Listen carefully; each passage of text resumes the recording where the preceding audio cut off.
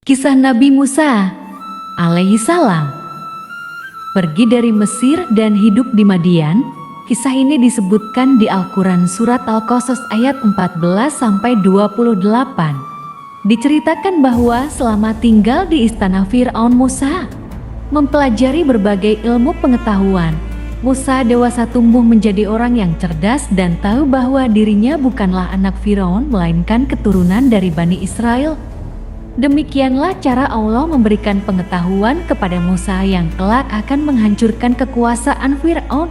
Ketika sedang berjalan-jalan, Musa melihat dua orang sedang berkelahi, satu orang Kipti yaitu penduduk asli Mesir, dan satu lagi dari kalangan Bani Israel. Musa pun menghampiri mereka berdua. Orang Bani Israel meminta tolong kepada Musa, "Wahai Musa, tolonglah aku." Kemudian Musa membantu dengan sekali pukulan, dan orang Kipti terjatuh dan tak disangka seketika itu, orang Kipti langsung meninggal dunia. Seketika itu Musa berdoa, "Ya Allah, aku terpengaruh bisikan setan, tolong ampuni perbuatanku." Dan Musa bertaubat atas perbuatan yang tidak sengaja dilakukan kepada Allah Subhanahu wa Ta'ala, seperti yang disebutkan dalam Al-Quran surat Al-Qasas ayat ke-16. Maka dia Allah mengampuninya. Sungguh Allah dialah yang maha pengampun maha penyayang. Keesokan harinya Musa berjalan-jalan dengan perasaan was-was. Lalu Musa melihat Bani Israel yang ditolongnya kemarin berkelahi lagi dengan orang Kipti yang lain. Bani Israel itu meminta tolong lagi kepada Musa. Ketika hendak memegang orang Kipti, maka dia menghindar dan orang Kipti itu berkata, "Wahai Musa, apakah kau mau membunuhku seperti orang Kipti yang kau bunuh kemarin?" Seketika itu Musa terdiam sejenak, menyesal akan perbuatannya kemarin. Sementara itu orang Kipti yang menjadi musuh Bani Israel meninggalkan Musa dan Bani Israel. Setelah mendengar bahwa Musa membunuh orang Kipti, Firaun sangat marah dan semakin yakin bahwa Musa adalah anak laki-laki yang telah diramalkan akan menjatuhkan kekuasaannya. Firaun memerintah pengawal untuk menangkap Musa dan dibawa ke hadapannya. Seorang laki-laki datang membawa kabar bahwa Firaun sedang mencarinya. Maka Musa bergegas meninggalkan Mesir. Selama perjalanan, Musa berdoa kepada Allah agar diselamatkan dari Firaun dan orang-orangnya. Dan sampailah Musa di sebuah kota bernama Madian. Musa kehausan.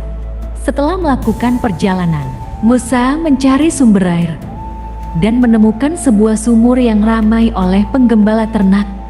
Mereka memberi minum ternak-ternaknya sampai kenyang. Tampak dua orang perempuan di belakang menunggu giliran. Timbullah rasa iba dalam diri Musa melihatnya. Musa pun menghampiri dua orang dan bertanya, "Mengapa kalian tidak ikut memberi minum ternak-ternak kalian seperti penggembala itu?" Dua orang itu menjawab, "Kami tidak dapat memberi minum ternak-ternak ini sebelum penggembala itu pulang." Kemudian Musa berkata, "Aku akan membantu kalian," dan langsung menimba air dari sumur dan menampung air di sebuah wadah tanpa menunggu penggembala pergi. Lalu Musa memberi minum ternak-ternak itu hingga ternak-ternak itu merasa kenyang atas pertolongan Musa. Kedua wanita tersebut berterima kasih kepada Musa dan langsung berpamitan.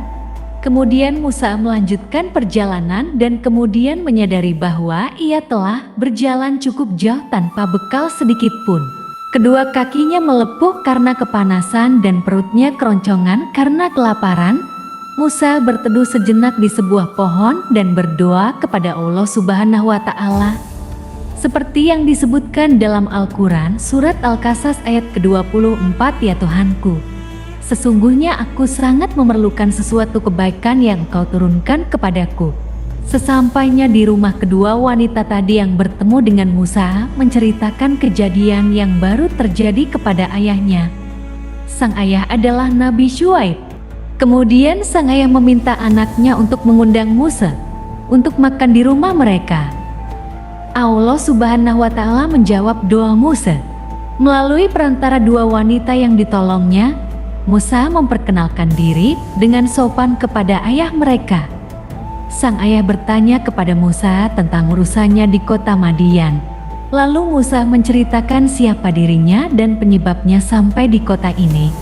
Kemudian sang ayah berkata, "Wahai Musa, janganlah kau takut dan khawatir. Sesungguhnya Allah telah menyelamatkanmu dari orang-orang yang zalim itu." Salah satu anak berkata kepada sang ayah, "Bagaimana jika Musa membantu untuk menggembala ternak-ternak kita?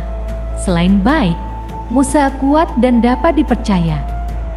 Namun Nabi Syuaib mempunyai usulan lain yang lebih baik, seperti yang disebutkan dalam Al-Quran surat Al-Qasas ayat ke-27, "Sesungguhnya aku bermaksud menikahkan engkau dengan salah seorang dari kedua anak perempuanku ini, atas dasar bahwa engkau bekerja padaku selama 8 tahun, dan jika engkau cukupkan 10 tahun, maka itu adalah suatu kebaikan darimu dan aku tidak bermaksud memberatkan engkau. Insya Allah engkau akan mendapatiku termasuk orang yang baik." Setelah perjamuan makan berakhir, Musa tinggal dan bekerja di rumah itu, mengurus semua hewan ternak yang jumlahnya sangat banyak, dan Musa dinikahkan oleh sang ayah dengan salah satu dari kedua anak perempuannya sesuai dengan kedua kesepakatan mereka. Demikianlah akhir dari kisah Musa yang pergi dari Mesir dan hidup di Madian. Hikmah dari kisah Nabi Musa ini diantaranya adalah yang pertama, hendaknya kita selalu menanamkan sikap tolong-menolong dalam kehidupan sehari-hari. Yang kedua, selalu mengingat Allah di setiap langkah kita agar senantiasa dilindungi olehnya. Dan yang ketiga, apabila kita melakukan kesalahan, segeralah meminta ampun kepada Allah dan bertaubat. Allah akan mengampuni orang yang bersungguh-sungguh dalam taubatnya.